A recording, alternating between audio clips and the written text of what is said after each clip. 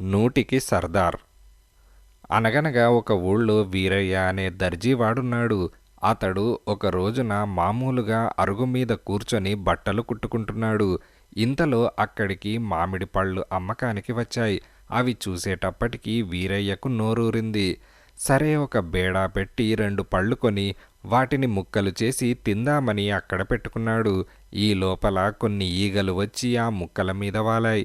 వాటిని చూడగానే వీరయ్యకు పట్టలేనంత కోపమొచ్చింది. నేను కష్టపడి తయారు చేసుకున్న ముక్కల మీద వాలడానికి ఈ ఈగలకు ఎన్ని గుండెలున్నాయి, ఎంత సాహసం! చూడు, వీటి పని పట్టిస్తా అంటూ కుట్టుతూ కుట్టుతూ ఉన్న బట్ట తీసి కోపంతో టఫీమని ఆ ముక్కల మీద వేసి కొట్టాడు. దెబ్బతో ఆ ముక్కల మీద వాలిన ఈగలు ఎక్కడివక్కడే చచ్చిపోయాయి.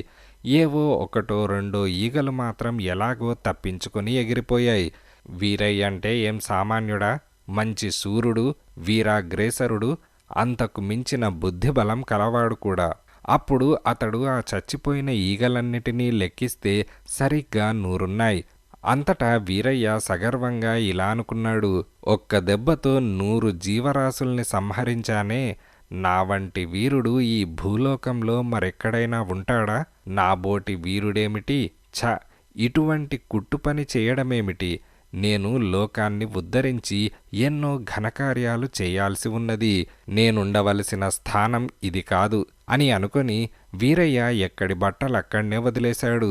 అందులో ఒక పొడుగాటి తెల్లటి బట్ట తీసుకొని దానిపైన 100 జీవరాశుల్ని ఒక్క దెబ్బకు సంహరించిన వీరశిఖామణి వీరయ్య, నూటికి సర్దార్ అని చక్కగా రంగుదారంతో కుట్టాడు. ఈ బిరుదులతో ఉన్న పటక మెడలో ధరించి వీరయ్య తిన్నగా బజారుకు వెళ్ళి ఒక పిచుకను, కొంచెం వెన్న ముద్దను కొనుక్కొని ఇక దేశాటనానికి బయలుదేరాడు. సాయంకాలమయ్యేసరికి ఒక అడవి చేరుకున్నాడు వీరయ్య. చేరుకున్నాడే గాని ఏ పులైనా సింహమైనా కబళించి వేస్తుందేమోనని అతని గుండె పీచు పీచుమంటూనే ఉన్నది. అయినా సరే మళ్ళీ ఇంటి మొహం చూడకూడదనుకున్నాడు. ఆ రాత్రికి అక్కడనే ఒక చెట్టు కింద పడుకున్నాడు. తెల్లవారింది. వీరయ్య ఏ అపాయమూ లేకుండా క్షేమంగా లేచాడు. తన పిచుకను, వెన్న ముద్దను చేతబట్టుకొని కాళ్ళకి బుద్ధి చెప్పాడు. వెళ్ళగా వెళ్ళగా వీరయ్యకి ఒక పర్వతం కనిపించింది. అందులో ఒక గుహ కూడా ఉన్నది. ఆ కొండ గుహలో ఎవళ్ళూ ఉన్నట్టు అలికిడి లేదు. సరి, బాగానే ఉన్నది. ఇక్కడ కాసేపు అలసట తీర్చుకుందామని చెప్పి వీరయ్య చతికిలబడ్డాడు. ఆ గుహ ఒక రాక్షసిది. ఆ రాక్షసి ఇప్పుడు ఆహారానికని బయటకు పోయింది. ఈ సంగతి మన వీరయ్యకు ఏం తెలుసు? వీరయ్య అక్కడ కూర్చున్న కొంచెం సేపటికల్లా ఆకాశం బద్దలవుతుందా అన్నట్టు పెళపెళ ధ్వనులు చేసుకుంటూ పెద్ద పెద్ద అరుపులు వినపడ్డాయి వీరయ్యకి. గజగజ వణికిపోతూ ఏమిటా అని వీరయ్య బయటకు వచ్చి చూశాడు. ఇంకేముంది, బ్రహ్మరాక్షసి. గబగబా పెద్ద పెద్ద అంగళ్ళు వేసుకుంటూ నరవాసన, నరవాసన, ఎక్కడ ఎక్కడ అని రంకెలు వేస్తూ మీద మీదకు వచ్చేస్తుంది. వీరయ్యకి ఏమీ తోచింది కాదు. తప్పించుకుపోవటానిక సావకాశం లేదు. ఇక ఎలా అయినా యుక్తి చేసి బ్రహ్మరాక్షసిని జయించడమే పని అని నిశ్చయించుకున్నాడు. ఇంతలో బ్రహ్మరాక్షసి వచ్చి, ఎవడవురా నువ్వు? నా గుహలో ప్రవేశించడానికి ఎన్ని గుండెలరా నీకు? చూసుకో ఇప్పుడు నిన్నేం చేస్తానో అని హుంకరించి నోరు తెరిచింది. వీరయ్య ధైర్యం నటించి, ఓయ్, నేనెవరో నీకు తెలుసునా?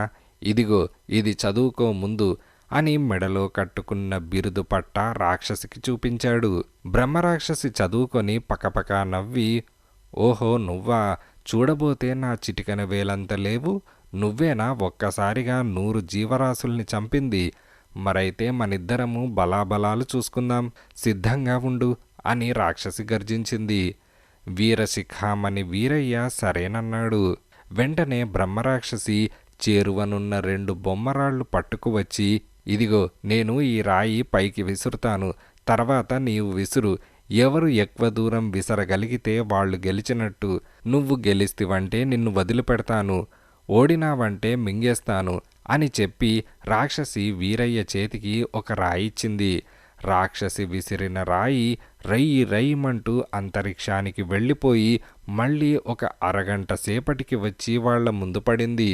ఇది చూసి వీరయ్యకు గుండె దడ పట్టుకున్నది. ఇంత పని తను చేయగలడా అని అనుకున్నాడు. అయినా ధైర్యం నటిస్తూ ఒక ఉపాయం ఆలోచించాడు. రాక్షసి చూడకుండా వీరయ్య తన చేతిలోని రాయి పక్కనే పడేసి జేబులో ఉన్న పిచుకను తీసి తన గుప్పిట పట్టి, ఇదిగో చూడు అని చెప్పి దాన్ని విసిరేశాడు. వీలు దొరికింది కదా ఇదే సమయం అనుకొని ఆ పిచుక రివ్వు రివ్వుమని ఎగిరిపోయింది. అంతే, మరి కంటబడలేదు. అమాయకపు రాక్షసి ఇది కనిపెట్టలేక ఆ విసిరింది నిజంగా రాయేననుకున్నది. ఇలా అనుకొని ఆ రాయి ఎప్పుడు కింద పడుతుందా అని గుడ్లు పెద్దవి చేసి ఆకాశం వంక చూస్తున్నది. వీరయ్య కూడా రాయి కోసం ఎదురు చూస్తున్నట్టు నటించాడు. అయినా అది రాయి అయితే కదా తిరిగి రావటానికి. మధ్యాహ్నమైన రాయి జాడ కనపడలేదు. అప్పుడు బ్రహ్మరాక్షసి, నీ బలం పరీక్షించటానికి మరో పోటీ పెడతాను, అందులో నెగ్గాలి మరి అని వీరయ్యతో అన్నది. ఇందుకు యుక్తిపరుడైన వీరయ్య అంగీకరించాడు. ఈసారి మరి 2 బొమ్మరాళ్లు తీసుకొచ్చింది బ్రహ్మరాక్షసి. వాటిల్లో నుంచి నీళ్లు పిండటం ఇప్పుడు పరీక్ష. రాక్షసి రాయి తీసుకొని బలం కొద్దీ పిండేసరికి 4-5 నీటి చుక్కలు కింద రాలినాయి. వీరయ్యకు ఒక ఉపాయం మళ్లీ తట్టింది. రాయి పక్కనే పారేసి జేబులో ఉన్న వెన్నముద్ద తీసి గట్టిగా పిండేసరికి జలజలమంటూ నీటి ధార ప్రవహించసాగింది. ఈ యుక్తి తెలుసుకోలేని బ్రహ్మరాక్షసి వీరయ్య కాళ్ల మీద పడి తను ఓడిపోయినట్టు ఒప్పుకొని గుహ వదిలేసి పరుగుపుచ్చుకున్నది. కొంచెం తేరుకొని మళ్లీ ప్రయాణం సాగించాడు వీరయ్య. వెళ్ళి ఒక పట్టణం చేరుకొని ఒక అరుగు మీద పడుకున్నాడు. అలసిపోయాడేమో, ఇట్టే నిద్ర పట్టేసింది. ఆ పట్టణం పేరు కళ్యాణ నగరం. ఆ నగరాన్ని వీరసింహుడనే రాజు పరిపాలిస్తున్నాడు. మన వీరయ్య పడుకున్న అరుగు ఉన్నదే అది ఆ ఊరి మంత్రిగారిదే. మంత్రి ఏదో పని మీద బయటకు వచ్చి అరుగుపైన పడుకున్న వీరయ్యను చూసి అతని పటకా మీద రాసి ఉన్న బిరుదుల్ని చదువుకున్నాడు. ఇటువంటి వీర శిఖామణి మన రాజ్యంలో ఉండటం ఎంతైనా అవసరం అని తలచి మంత్రి వెంటనే వీరయ్యను లేపి కోటలోకి తీసుకుపోయాడు. రాజుగారు కూడా ఇటువంటి వీరుడు లభించినందుకు చాలా సంతోషించాడు. కోటలోనే వీరయ్యకి బస, సమస్తమైన సదుపాయాలు ఏర్పాటు చేశారు. ఒకనాడు రాజుగారు వీరయ్యకు కబురు చేసి ఇలా చెప్పారు: ఈ ఊరి బయట 2 రాక్షసులున్నారు. వాళ్ళు పరమ దుర్మార్గులు. రాజ్యాన్ని అల్లకల్లోలం చేసి వేస్తున్నారు. వాళ్లను హతమార్చి జయించుకురావాలి. మీకు కావాల్సినంత సైన్యం తీసుకువెళ్ళు. 100 జీవాల్ని ఒక్క వేటుతో సంహరించిన వాడువు. 2 చంపటం నీకిదో లెక్క గనకనా అని చెప్పారు. యుక్తిపరుడైన వీరయ్య ధైర్యం చేసి సరేనంటూ 20 మంది సైనికుల్ని వెంటబెట్టుకుని బయలుదేరాడు. ఈ 20 మంది సైనికుల్ని రాక్షసులుండే చోటికి 50 గజాల దూరంలో నిలబెట్టి తను ఈల కొట్టిన వెంటనే రావాల్సిందని వాళ్లకు చెప్పి కొన్ని గులకరాళ్లు జేబులో వేసుకొని రాక్షసులుండే తావుకి ఒక్కడు వెళ్ళాడు. ఒక చెట్టు కింద రాక్షసులిద్దరూ గుర్రు పెట్టి నిద్రపోతున్నారు. ఈ సమయంలో మన వీరయ్య సడీ చప్పుడు చేయకుండా చెట్టుపైకెక్కి దట్టంగా ఉన్న కొమ్మల మధ్య దాక్కున్నాడు.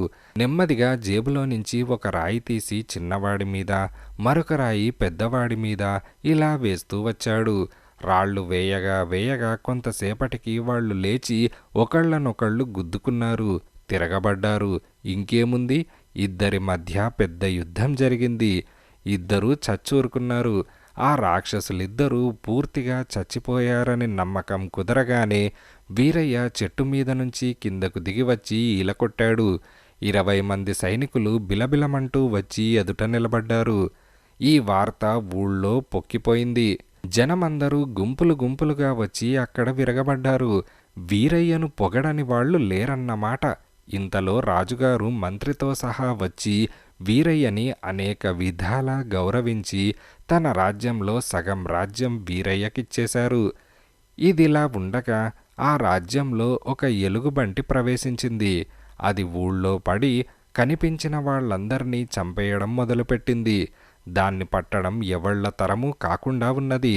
ఇది మరొకళ్ల వల్ల కాదని నిశ్చయించి రాజుగారు వీరశిఖామణి వీరయ్యకు కబురు చేశారు.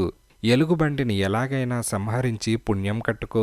ఈ పని నెరవేర్చినట్లయితే తక్కిన సగం రాజ్యం ఇచ్చి పట్టాభిషేకం చేయటమే కాకుండా మా అమ్మాయిని నీకిచ్చి వివాహం చేస్తాం అని రాజుగారు వాగ్దానం చేశారు. భేష్, బాగానే ఉన్నదనుకున్నాడు ఉపాయమెరిగిన వీరయ్య. ఊరి పొలిమేరలో ఒక గది కట్టించాడు. ఈ మాట కూడా ఒక 20 మంది భటుల్ని వెంటబెట్టుకుని వెళ్ళి ఒక చోట నిలబెట్టి ఈల వేసినప్పుడు రమ్మని చెప్పాడు. తనొక కత్తి పగ్గము చేతపట్టుకొని బయలుదేరాడు. కొంచెం దూరం వెళ్ళేసరికి పొదచాటు నుంచి ఏదో వస్తున్నట్టు అలికిడైంది. పరకాయించి చూశాడు. ఇంకేముంది, ఎలుగుబంటే. అది వీరయ్యను చూడగానే ఎగేసుకు వస్తోంది. వీరయ్య పరుగు తీశాడు. అతని వెంట ఎలుగు. వీరయ్య తిన్నగా వెళ్ళి గదిలో దూరాడు. కిటికీ పైకెక్కేశాడు. ఎలుగుబంటి కూడా గదిలో చొరబడింది. మనిషి కనబడడేమా అని అటూ ఇటూ తిరుగులాడుతూ ఉన్నది. ఇంతలో వీరయ్య పగ్గంతో ఉచ్చుపన్ని గురిచూసి ఎలుగుబంటి మెడలో పడేటట్టు సూటిగా విసిరి తగిలించాడు. వీరయ్య లాగుతున్న కొద్దీ ఆ పగ్గం ఎలుగుబంటి మెడకి బిగుసుకుపోయింది. కొంతసేపటికి ఊపిరాడక అది గిలగిలా కొట్టుకొని చచ్చింది. ఎలుగుబంటి పూర్తిగా చచ్చిందనే ధైర్యం చిక్కిన తర్వాత వీరయ్య కిటికీలో నుంచి కిందకి దూకాడు. చేతనున్న కత్తితో దాన్ని పొడిచేశాడు. ఈల కొట్టాడు. తక్షణమే సైన్యం వచ్చేసింది. వీరయ్య ఊళ్ళో ప్రవేశించగానే అతని వంటి వీరుడు నేటి వరకు పుట్టనే లేదని అందరూ మెచ్చుకున్నారు. రాజుగారు, మంత్రిగారు వీరయ్యకు ఎదురు వచ్చి అతన్ని పట్టపుటేనుగు మీద మహావైభవంగా ఊరంతా ఊరేగించారు. మర్నాడు రాజుగారు ఆకాశమంత పందిరి వేయించి తన కుమార్తెనిచ్చి పెళ్లి చేసి వీరయ్యకు రాజ్యం యావత్తూ పట్టం కట్టారు. ఇప్పుడు వీరయ్య రాజుగారి అల్లుడు, కళ్యాణపురానికి అధిపతి.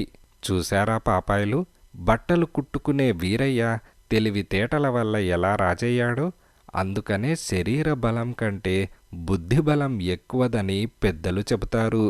మరి నిజమే అంటారా?